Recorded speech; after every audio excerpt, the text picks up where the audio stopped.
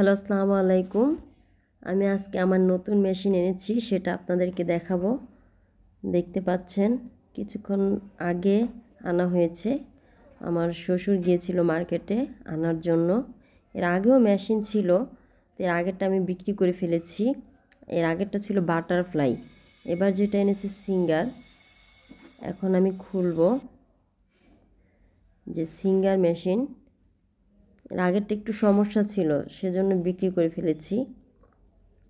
এখন মেশিনটা খুলে, এর প্যাকিংটা খুলে আমি মেশিনটাকে সেট করব।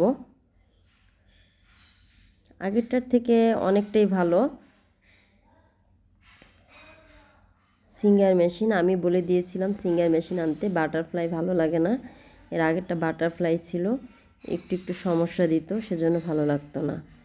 এখন আমি মেশিনটাকে সেট করব। সেট করে একটু চালিয়ে দেখব কি অবস্থা বা কেমন চালাতে। এখন চালাবো, ফিট করা হয়ে গেছে আমার। এখন আমি বসবো এটা চালানোর জন্য।